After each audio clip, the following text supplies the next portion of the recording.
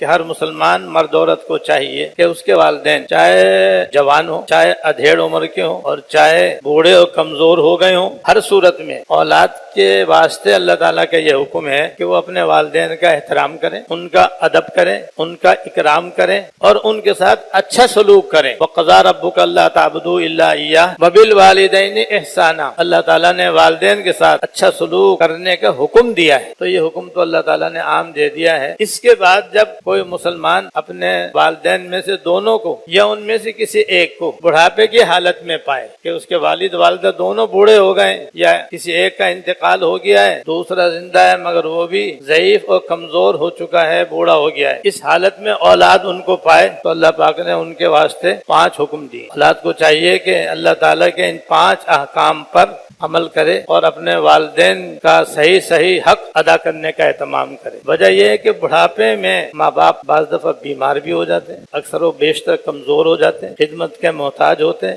اور ان کی زندگی کا بیشتر دار و مدار اولاد ہو جاتی ہے، اولاد ہی کے وہ رحم و کرم پر ہو جاتے ہیں۔ اللہ تعالیٰ ہمیں ایسا ہونے سے محفوظ رکھیں، لیکن عام طور پر تو ایسا ہی ہوتا ہے کہ جب ماں باپ بوڑھے ہو جاتے ہیں، ضعیف ہو جاتے ہیں، کمزور ہو جاتے ہیں، اولاد جوان ہوتی، وہی کمانے والی ہوتی ہے، وہی کھلانے والی ہوتی ہے، وہی ضروریات کا انتظام کرنے والی ہو جاتی ہے، تو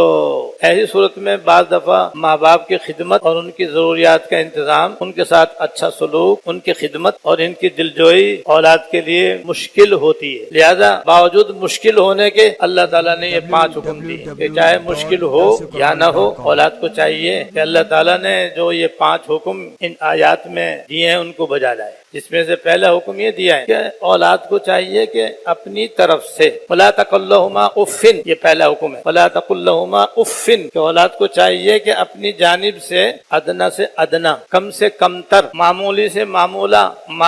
معمولی انداز بھی ہرگز ایسا اختیار نہ کرے جس سے والدین کو ٹھیس پہنچے اور ان کو تکلیف پہنچے۔ حضرت علی رضی اللہ تعالیٰ نے اس آیت کی تفسیر میں فرماتے ہیں کہ اگر لفظ اف سے کم تر بھی کوئی انداز ماں باپ کو تکلیف پہنچنے کا ہو سکتا تو اللہ تعالیٰ وہ بھی بیان فرما دیتے۔ کم سے کم تر جو درجہ ہے ماں باپ کو تکلیف پہنچنے کا وہ یہ ہے کہ ماں باپ کچھ کہے اور اولاد اف کہہ دے، ہائے کہہ دے، یہ لمبا سا سانس لے لے، ظاہر ہے اس سے والدین کو تکلیف ہو کہ میری اس بات سے میری اولاد نے میرا احترام نہیں کیا اور میری بات کو قبول نہیں کیا، اور بجائے قبول کرنے کے اپنی تکلیف کا اظہار کیا اور ایسا انداز اپنایا جس سے کہ معلوم ہوتا ہے کہ انہیں ماں باپ کے اس بات سے یا ماں باپ کے اس طرز عمل سے تکلیف ہے، یہ تکلیف ہوئی ہے۔ اللہ پاک نے اس سے منع فرمایا کہ یہ تمہارے ماں باپ ہیں، یہ عام انسانوں کی طرح نہیں ہے، ان کا بہت اونچا مقام ہے، ان کا بہت عالی مرتبہ ہے، ان کے سامنے کوئی ایسی بات بھی ادنا سے ادنا درجے میں نہ کہنا، نہ کرنا۔ ایک حکم تو اللہ پاک نے یہ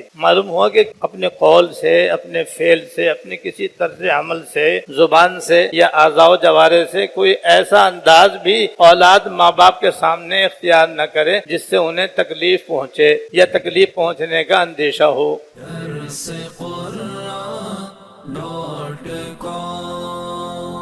www.darsequran.com